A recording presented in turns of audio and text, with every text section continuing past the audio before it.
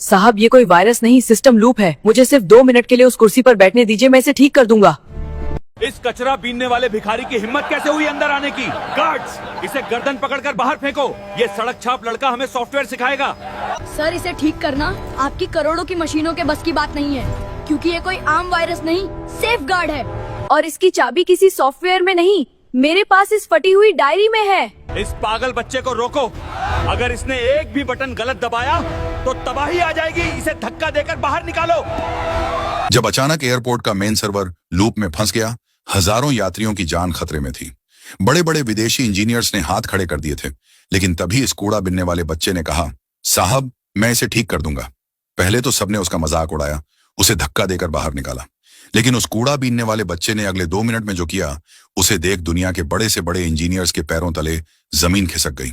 आखिर क्या सच्चाई थी इस कूड़ा बिनने वाले बच्चे की, आइए जानते हैं। दोपहर के ठीक 12 बज रहे थे। दिल्ली का इंदिरा गांधी इंटरनेशनल एयरपोर्ट अपनी पूरी रफ्तार से दौड़िएच रहा था। हर मिनट रनवे पर विशालकाय विमान उतर रहे थे और उड़ान भर रहे थे। हजारों यात्री अपनी मंजिलों की ओर बढ़ रहे थे। किसी को अपने परिवार से मिलना था, तो कोई बिजनेस डील के लिए निकल रहा था। लेकिन तभी अचानक एक पल में सब कुछ थम गया। एयरपोर्ट के सबसे सुरक्षित सर्वर रूम में लगी दर्जनों बड़ी स्क्रीन्स एक साथ काली पटी डीडीएच गईं। एयर ट्रैफिक कंट्रोल यानी एटीसी के हेड मिस्टर खन्ना के कान के पास लगा। हेडफोन अचानक खामोश हो गया। उन्होंने घबराकर चिल्लाया, हेलो, फ्लाइट AI 402, क्या आप मुझे सुन पा रहे हैं? रिप्लाई दें। लेकिन दूसरी तरफ से कोई जवाब नहीं आया, सिर्फ एक डरावना सन्नाटा था। यह कोई मामूली तकनीकी खराबी नहीं थी। एयरपोर्ट का मेन फ्रेम सर्वर पूरी तरह क्रैश हो चुका था। इसका सीधा सा मतलब था महाविनाश।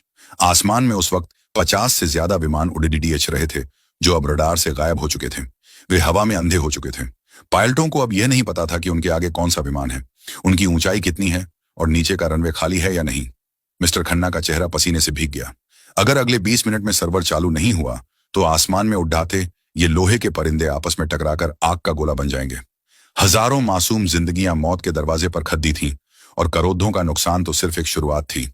तुरंत देश के सबसे बद्धे सॉफ्टवेयर एक्सपर्ट्स को इमरजेंसी कॉल किया गया। कुछ ही मिनटों में शहर के टॉप इंजीनियर्स वहां पहुंच गए। अमेरिका और जर्मनी के सॉफ्टवेयर आर्किटेक्ट्स के साथ वीडियो कॉल शुरू हुई। करोड़ों रुपए के बैकअप सिस्टम और सुपर कंप्यूटर्स को काम पर लगा दिया गया। लेकिन जैसे जैसे समय बीत रहा था, उम्मीद खत्म होती जा रही थी। एक विदेशी इंजीनियर ने मॉनिटर पर अपना सिर पकड़ और बोला, यह नामुमकिन है। यह कोई आम वायरस नहीं है।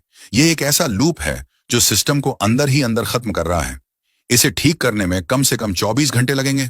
मिस्टर खन्ना धादे, हमारे पास 24 घंटे नहीं, सिर्फ 15 मिनट बचे हैं। अगर सर्वर चालू नहीं हुआ तो कल का सूरज हजारों लोग नहीं देख पाएंगे। कुछ भी करो, पर इसे चालू करो। लेकिन दुनिया की सबसे महंगी तकनीक और सबसे काबिल दिमाग पूरी तरह हार मान चुके थे। पूरे एयरपोर्ट पर अफरा तफरी मची थी। यात्री चिल्ला रहे थे और अधिकारी अपनी जान बचाने के रास्ते ढूंढ रहे थे। वहीं हवाई अड्डे के दूसरी तरफ वीआईपी गेट के बाहर, जहां चमचमाती गाड़ियां खद्दी थीं, वहां कचरे के ढेर के पास 10 साल का आर्यन अपनी फटी बोरी में खाली बोतलें भर रहा था। धूल से सना चेहरा और नंगे पैर। आर्यन को देखकर कोई नहीं कह सकता था कि इस बच्चे की रगों में एक आर्किटेक्ट का खून दौड़ रहा है। आर्यन हर रोज आकर इसी एयरपोर्ट के आसपास प्लास्टिक की बोतलें बीनता था। आज भी वो सुबह से कूड़ा बीन रहा था। दोपहर का 1 बजे चुका था, इसीलिए आर्यन ने अपनी बोरी कंधे पर उठाई और शहर के किनारे बनी एक टूटी फूटी झुग्गी की तरफ चल दिया। वहां उसकी मां सुमित्रा उसका इंतजार कर रही थी। सुमित्रा कभी इस शहर के सबसे आलीशान बंगले की मालकिन थी, लेकिन आज वो दूसरों के कपड़े धोकर गुजारा कर रही थी। आर्यन के पिता, जो कभी इस विशाल एयरपोर्ट के असली मालिक और एक जीनियस सॉफ्टवेयर आर्किटेक्ट थे, उन्हें उनके ही सगे भाई ने धोखे से रास्ते से हटा दिया था। एक्सीडेंट के नाम पर उनका कत्ल कर दिया गया और रातों रात सुमित्रा और नन्हे आर्यन को सडीडीडीएच पर फेंक दिया गया। सुमित्रा ने आर्यन को अतीत के जख्मों से बचाने के लिए कभी नहीं बताया कि उसके पिता कौन थे, लेकिन आर्यन के पास उसके पिता की एक आखिरी निशानी थी, एक काली पुरानी डायरी। हर रात लालटेन की धीमी रोशनी में आर्यन अपनी मां के पास बैठकर उस डायरी को पढ़ता था। सुमित्रा को लगता था कि आर्यन बस तस्वीरें देख रहा है, लेकिन आर्यन के लिए वो डायरी एक खजाना थी। उसके पिता ने उसमें कोडिंग के ऐसे रहस्य लिखे थे जो दुनिया की किसी किताब में नहीं थे। उस डायरी के एक पन्ने पर बड़े बड़े अक्षरों में लिखा था, the ghost in the machine, machine का प्रेत, और उसके नीचे ठीक वही एरर कोड्स और डायग्राम बने थे जो आज एयरपोर्ट की स्क्रीन पर चमक रहे थे। खाना खाने के बाद आर्यन फिर से कचरा बीनने एयरपोर्ट पहुंचा तो नजारा बदला हुआ था। हर तरफ चीख पुकार मची थी। एम्बुलेंस के सायरन और पुलिस की गाड़ियों की गूंज ने पूरे इलाके को घेर रखा था। कमांडो चारों तरफ तैनात थे। आर्यन ने भीड़ के बीच से रास्ता बनाया। वहां मौजूद लोग कांप रहे थे। उसे पता चला कि देश का सबसे बड़ा एयरपोर्ट पूरी तरह अंधा हो गया है। सर्वर ठप होने से विमानों का संपर्क टूट चुका था। ऊपर आसमान में उड्डे रहे हजारों लोग मौत के मुसाफिर बन चुके थे, क्योंकि बिना सर्वर के दो विमानों को टकराने से रोकना नामुमकिन था। तभी आर्यन की नजर एयरपोर्ट के प्रवेश द्वार पर लगी उस 50 फुट की विशाल डिजिटल स्क्रीन पर पड़ी डीडीएजी। वो स्क्रीन जो हमेशा फ्लाइट का समय बताती थी, आज खून की तरह लाल हो चुकी थी। उस पर सफेद रंग के कुछ कोड्स बिजली की तरह कौंध रहे थे। Critical error 0x005, logic gate shutdown. Aryan के कदम वहीं जम गए। उसका दिल तेजी से धड़कने लगा। वो गंदा धूल भरा चेहरा अचानक गंभीर हो गया। उसकी आंखों के सामने किसी फिल्म की तरह उसके पिता की उस पुरानी डायरी का पन्ना नंबर 42 घूमने लगा। ये तो वही है। आर्यन के सूखे होंठों से धीरे से निकला। ये कोई खराबी नहीं है, ये तो लॉजिक गेट शटडाउन है। उसे याद आया कि उसके पिता ने डायरी में एक लाल घेरा बनाकर लिखा था, आर्यन, अगर कभी सिस्टम इस जाल में फंसे तो समझ लेना कि किसी ने इसकी जड्डों पर हमला किया है। आर्यन को एहसास हुआ कि यह वो पल है जिसके लिए शायद उसके पिता ने उसे तैयार किया था। वो एक पल भी नहीं रुका।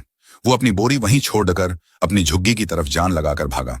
उसके नंगे पैर तपती सड़क पर जल रहे थे, पर उसे दर्द महसूस नहीं हो रहा था। उसे बस वो डायरी चाहिए थी। वो हांफते हुए अपनी झोपड़ी में पहुंचा। फर्श खोदकर बिस्तर के नीचे छिपाई हुई उस काली डायरी को बाहर निकाला। कांपते हाथों से उसने पन्ने पलटे। पन्ना नंबर 42। उसकी आंखों में चमक आ गई। वहां उसके पिता के हाथ की लिखावट थी, यदि मुख्य सर्वर कभी इस लूप में फंस जाए तो दुनिया का कोई भी एंटीवायरस इसे ठीक नहीं कर पाएगा। इसे बाहर से नहीं, बल्कि कर्नेल रूट के भीतर घुसकर एक मैनुअल कमांड से ही जिंदा किया जा सकता है। याद रहे, रूट कमांड ही अंतिम रास्ता है। नीचे कोडिंग की 10 लंबी लाइनें लिखी थीं। आर्यन ने उन लाइनों को एक मंत्र की तरह अपने दिमाग में उतार लिया। उसने डायरी को अपनी कमीज के अंदर छाती से कसकर चिपकाया और दोबारा एयरपोर्ट की तरफ दौड़ा। उसके दिमाग में सिर्फ एक ही बात चल रही थी, बाबा, मैं किसी को मरने नहीं दूंगा। लेकिन एयरपोर्ट के वीआईपी एंट्रेंस पर पहुंचते ही एक भारी हाथ ने उसे पीछे धकेल दिया। ए भिखारी, कहां घुसा जा रहा है? भाग यहां से। एक गार्ड ने चिल्लाकर उसे धक्का दिया। आर्यन जमीन पर गिरा। उसकी कोहनी छिल गई, लेकिन वो फिर खड़ा हुआ। साहब, मेरी बात सुनिए। आर्यन गिद्धाया। उसकी आवाज में एक अजीब सा वजन था। अंदर का कंप्यूटर खराब नहीं हुआ है, उसे लॉक कर दिया गया है। मुझे पता है उसे कैसे खोलना है। अगर मैं अंदर नहीं गया तो ऊपर आसमान में जहाज टकरा जाएंगे, हजारों लोग मर जाएंगे साहब। गार्ड जोर से हंसा और अपने साथी से बोला, देख रहे हो, अब ये कूड़ा बीनने वाले हमें बताएंगे कि हवाई जहाज कैसे बचेंगे। चल भाग यहां से, वरना ऐसा डंडा मारूंगा कि कचरा उठाना भूल जाएगा। आर्यन फिर खड़ा हुआ। उसकी आंखों में आंसू थे, पर उनमें डर नहीं, एक जिद थी। साहब, मुझे सिर्फ 2 मिनट दे दो। अगर मैं ठीक नहीं कर पाया तो जो सजा देनी हो दे देना, पर अभी लोग मर रहे हैं, प्लीज मुझे जाने दो। तभी अंदर से खबर आई कि बैकअप सिस्टम भी फेल हो गया है और अब केवल 10 मिनट बचे हैं। एयरपोर्ट के अंदर मौत का सन्नाटा पसरने लगा था और बाहर एक बच्चा उस समाधान को हाथ में लिए खड़ी रहा था जिसे दुनिया ढूंढ रही थी। कंट्रोल रूम में मिस्टर खन्ना अपनी कुर्सी पर ढह गए थे। स्क्रीन पर एक बद्धा सा 08 मिनट का टाइमर चल रहा था। विदेशी इंजीनियरों ने अपने हाथ खड्डे कर दिए थे और एयरपोर्ट के मौजूदा मालिक यानी आर्यन के चाचा विक्रम सिंह पसीने से लथपथ होकर फोन पर चिल्ला रहे थे। विक्रम सिंह को डर इस बात का नहीं था कि लोग मरेंगे। उसे डर इस बात का था कि अगर एयरपोर्ट बंद हुआ तो उसकी अरबों की संपत्ति और रसूख मिट्टी में मिल जाएगा। बाहर गार्ड ने आर्यन को धक्का दिया। आर्यन दूर जाकर गिरा, लेकिन उसका इरादा नहीं टूटा। उसने देखा कि वीआईपी गेट पर सुरक्षा इतनी कड़ी ही है कि एक परिंदा भी पर नहीं मार सकता। उधर एयरपोर्ट की विशाल खिड़कियों के पार आसमान में कुछ विमान अब बहुत नीचे दिखाई दे रहे थे। वे बिना सिग्नल के उतरने की कोशिश कर रहे थे, जो आत्मघाती था। आर्यन ने अपनी फटी कमीज से कोहनी का खून पोंछा। उसने गौर किया कि एयरपोर्ट के किनारे एक सर्विस डक्ट कचरा फेंकने का रास्ता है, जहां से सफाई कर्मचारी बड़े बड़े कंटेनर्स अंदर ले जाते हैं। उसने डायरी को अपनी कमर में कसकर बांधा और रेंगते हुए उस अंधेरे रास्ते की तरफ बढ़ा। अंदर का नजारा और भी डरावना था। एटीसी हॉल में सन्नाटा था, लेकिन वो सन्नाटा खौफ से भरा था। मिस्टर खन्ना बार बार अपने हेडसेट पर चिल्ला रहे थे, फ्लाइट 702, अपनी ऊंचाई बढ़ाओ, हमें कुछ दिखाई नहीं दे रहा। तभी सर्वर रूम का पिछला छोटा सा दरवाजा खुला और कीचड़ तथा पसीने से लथपथ आर्यन अंदर दाखिल हुआ। उसे देखते ही वहां खड़ा एक सॉफ्टवेयर एक्सपर्ट ने चिल्लाकर कहा, सिक्योरिटी, ये लड़च का यहां कैसे आया? इसे फौरन बाहर निकालो, ये संवेदनशील इलाका है। दो सुरक्षाकर्मी आर्यन की तरफ लपके, लेकिन आर्यन बिजली की फुर्ती से भागकर मुख्य कंसोल के नीचे घुस गया। उसने वहां से चिल्लाकर कहा, मिस्टर खन्ना, आपकी स्क्रीन पर जो 0x0045 कोड है, उसे कोई भी विदेशी इंजीनियर नहीं खोल पाएगा। वो मेरे पिता अविनाश सिंह का डेड मैन स्विच है। अगर आपने मुझे 1 मिनट नहीं दिया तो यह सिस्टम हमेशा के लिए लॉक हो जाएगा। अविनाश सिंह का नाम सुनकर मिस्टर खन्ना के हाथ कांपने लगे। रुको! मिस्टर खन्ना ने गार्ड्स को इशारा किया। छोड़ो इसे। मिस्टर खन्ना आर्यन के पास आए और उसके गंदे चेहरे को गौर से देखा। उन्हें उस बच्चे की आंखों में वो पुरानी चमक दिखी जो सालों पहले इस एयरपोर्ट के असली मालिक की आंखों में हुआ करती थी। खन्ना ने पूछा, तुम्हें कैसे पता कि यह सेफ कोड है? आर्यन ने अपनी छाती से चिपकी वो पुरानी फटी डायरी दिखाई। क्योंकि ये मेरे पिता की डायरी है। उन्होंने लिखा था कि अगर कभी कोई गलत इंसान इस सिस्टम पर कब्जा करने की कोशिश करेगा तो सर्वर खुद को इस तरह लॉक कर लेगा कि उसे कोई सुपर कंप्यूटर भी नहीं खोल पाएगा। विक्रम सिंह घबरा गया। उसने चिल्लाकर कहा, यह सब झूठ है, ये बच्चा पागल है, इसे बाहर फेंको। पर मिस्टर खन्ना ने उसकी एक न सुनी। उन्होंने आर्यन का हाथ पकड़ा और उसे सीधे उस सर्वर रूम के अंदर ले गए जहां जाने की इजाजत देश के राष्ट्रपति तक को भी बिना चेकिंग के नहीं थी। पूरे सर्वर रूम में सन्नाटा छा गया। एक तरफ करोड़ों की मशीनें, दुनिया के टॉप इंजीनियर्स, और दूसरी तरफ एक कूड़ा बीनने वाला बच्चा जिसके हाथ में एक फटी हुई पुरानी डायरी थी। आर्यन कंप्यूटर के सामने बैठा। उसकी छोटी छोटी उंगलियां कीबोर्ड के पास गईं। उसने आंखें बंद की और अपनी मां के साथ पढ़ी हुई उस डायरी का एक एक शब्द याद करने लगा। समय बचा था सिर्फ 4 मिनट। इंजीनियर्स हंस रहे थे। ये बच्चा क्या करेगा? इसने कभी माउस तक नहीं पकड़ा होगा। लेकिन जैसे ही आर्यन की उंगलियों ने कीबोर्ड को छुआ, कमरे का तापमान जैसे बदल गया। आर्यन ने कमांड प्रॉम्प्ट खोला और वो कोड टाइप करना शुरू किया जो किसी भी प्रोग्रामिंग बुक में नहीं था। स्क्रीन की रफ्तार इतनी तेज हो गई कि लोगों को सिर्फ सफेद लकीरें नजर आने लगीं। विक्रम सिंह पीछे खड्डा कांप रहा था। उसे एहसास होने लगा था कि यह कोई साधारण बच्चा नहीं, बल्कि उसके भाई का वो अंश है जिसे उसने मरा हुआ समझ लिया था। स्क्रीन पर लाल रंग का टाइमर अब 3:45 दिखा रहा था। सर्वर रूम के भीतर का तनाव इतना गहरा था कि लोगों को अपनी धड़कनें साफ सुनाई दे रही थीं। आर्यन के नन्हे हाथ कीबोर्ड पर किसी जादूगर की तरह चल रहे थे। उसके दिमाग में उस वक्त कोई डर नहीं था, सिर्फ पिता की डायरी के वो शब्द गूंज रहे थे।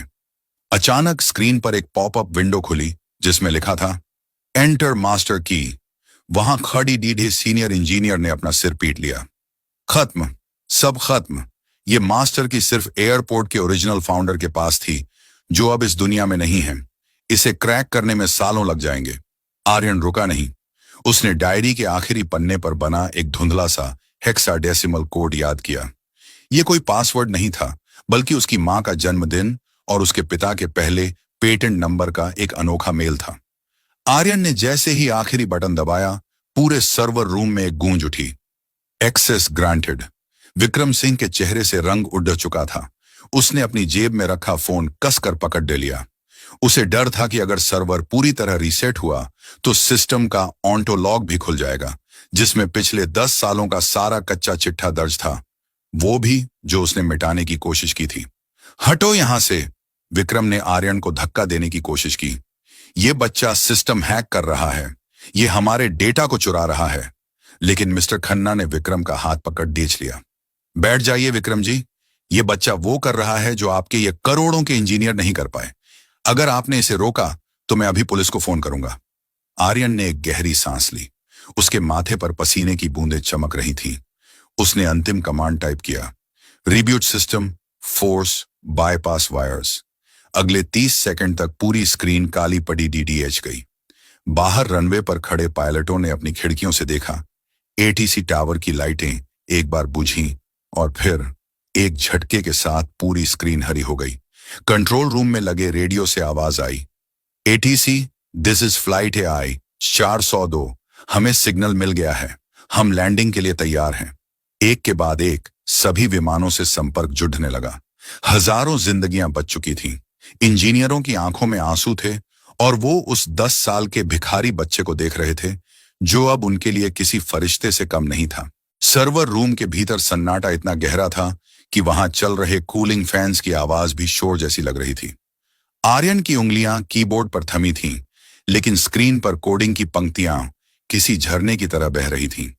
जैसे ही सिस्टम का लास्ट लेयर अनलॉक हुआ, स्क्रीन पर एक फोल्डर खुला जिसका नाम था in case of emergency project Phoenix. वहां मौजूद इंजीनियर्स और विक्रम सिंह की सांसें अटक गईं। यह कोई साधारण वीडियो नहीं था। मुख्य स्क्रीन पर एक पुराना वीडियो फोल्डर अपने आप प्ले होने लगा।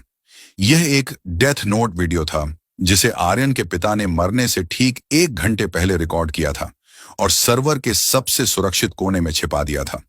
वीडियो में आर्यन के पिता का चेहरा सामने आया। उन्होंने कहा, अगर आज कोई यह वीडियो देख रहा है तो इसका मतलब है कि सिस्टम लॉक हो गया था और इसे मेरे बेटे या किसी बहुत करीबी ने ही खोला है। मैं यह रिकॉर्डिंग आज 14 मार्च को कर रहा हूं। मुझे पता चला है कि मेरे छोटे भाई विक्रम ने एयरपोर्ट के सर्वर में एक स्लीपर सेल वायरस डाल दिया है जो मेरे जाने के बाद कभी भी एक्टिवेट हो सकता है। विक्रम को लगता है कि मेरे मरने के बाद वो सब ADDDH लेगा, लेकिन उसे नहीं पता कि मैंने इस पूरे सर्वर की चाबी अपने बेटे आर्यन के DNA और एक खास कोड में छिपाई है। विक्रम चिल्लाया, यह झूठ है, यह डीप फेक वीडियो है। तभी वीडियो में अविनाश सिंह ने एक फाइल खोली। विक्रम, मुझे पता है तुम अभी इसे झुठलाने की कोशिश कर रहे हो, इसीलिए मैंने इस फोल्डर में वो सारी कॉल रिकॉर्डिंग्स और बैंक के वो दस्तावेज अटैच कर दिए हैं जो साबित करते हैं कि तुमने मेरी कार के ब्रेक फेल करने के लिए किससे पैसे दिए थे। ये फाइलें अभी ऑटोमेटिक तरीके से पुलिस मुख्यालय और CBI को ईमेल हो चुकी हैं। जैसे ही अविनाश सिंह ने ये शब्द कहे, सर्वर रूम के प्रिंटर से धड़ कागज निकलने लगे। ये वो डिजिटल एविडेंस थे जो सर्वर के गुप्त हिस्से में सालों से एनक्रिप्टेड, लॉक थे और सिर्फ आर्यन के मास्टर कोड से ही खुल सकते थे। मिस्टर खन्ना ने एक कागज उठाया। उसमें विक्रम की एक प्राइवेट बातचीत का पूरा ट्रांसक्रिप्शन था जिसमें वो अविनाश को रास्ते से हटाने की साजिश रच रहा था। ये एक ऐसा सबूत था जिसे झुठलाया नहीं जा सकता था। विक्रम ने भागने के लिए गेट की तरफ दौड़ लगाई, लेकिन वहां पहले से तैनात सुरक्षा कर्मियों ने उसे दबोच लिया। उसके चेहरे पर जो घमंड था वो अब मलबे की तरह बिखर चुका था। उसे समझ आ गया था कि उसके बड़े भाई ने कब्र से बाहर आकर आज अपना हिसाब चुकता कर लिया है। पुलिस विक्रम को घसीटते हुए बाहर ले गई। एयरपोर्ट के कर्मचारी जो कल तक विक्रम के आगे झुकते थे, आज उसे नफरत भरी नजरों से देख रहे थे। मिस्टर खन्ना आर्यन के पास घुटनों के बल बैठे। उनकी आंखों में ग्लानि थी। बेटा, हम सबको माफ कर देना। हम सच देख नहीं पाए। आज अगर तुम न होते तो तुम्हारे पिता का यह सपना और हजारों लोगों की जान दोनों खत्म हो जाते। आर्यन ने अपनी फटी हुई डायरी को छाती से लगाया। उसे अब समझ आया कि उसके पिता ने डायरी में जो कार्ड एरर और लूप्स की बातें लिखी थीं, वो दरअसल उसे भविष्य के लिए तैयार कर रहे थे। अगले कुछ घंटों में पूरी दुनिया में यह खबर आग की तरह फैल गई। शहर के सबसे आलीशान होटल के बजाय आर्यन मिस्टर खन्ना के साथ अपनी उस झुग्गी में पहुंचा जहां उसकी मां सुमित्रा फटे हुए कपड़े धो रही थी। जब सुमित्रा ने देखा कि उसका बेटा एक महंगी गाड़ी से उतरा है और उसके पीछे पुलिस और बड़े बड़े अफसर हाथ जोड़कर खड़े हैं, तो उसकी समझ में कुछ नहीं आया। मिस्टर खन्ना ने सुमित्रा के पैर छुए और कहा, भाभी जी, इंसाफ हो गया है। भैया के हत्यारे जेल जा चुके हैं और अब से इस एयरपोर्ट और पूरे साम्राज्य के असली मालिक आप और आर्यन हैं। सुमित्रा की आंखों से आंसुओं का सैलाब बह निकला। उसने आर्यन को गले लगा लिया। आर्यन ने धीरे से कहा, मां, बाबा ने डायरी में लिखा था कि सच्चाई कभी हारती नहीं, बस उसे सही समय का इंतजार होता है। कुछ ही महीनों में काया पलट हो गया। एयरपोर्ट के बोर्ड रूम में अब विक्रम की जगह आर्यन और सुमित्रा बैठते थे, लेकिन आर्यन ने अपनी जड़ों को नहीं भुलाया। उसने सबसे पहले उन कूढ़ा बीनने वाले बच्चों के लिए एक वर्ल्ड क्लास स्कूल और कोडिंग सेंटर बनवाया जहां वो खुद कूढ़ा बीनता था। उसने एयरपोर्ट के मेन गेट पर अपने पिता की एक विशाल प्रतिमा लगवाई जिसके हाथ में वही काली डायरी थी। उस प्रतिमा के नीचे लिखा था, ज्ञान ही सबसे बड़ी शक्ति है और सच्चाई सबसे बद्धा सुरक्षा कवच। आर्यन सिंह, जो कल तक सड़कों पर बोतलें चुनता था, आज देश का सबसे बड़ा टेक्नोलॉजी आइकन बन चुका था। उसने साबित कर दिया कि हालात आपको नीचे गिरा सकते हैं, लेकिन अगर आपके पास शिक्षा की चाबी है तो आप अपनी किस्मत का दरवाजा खुद खोल सकते हैं।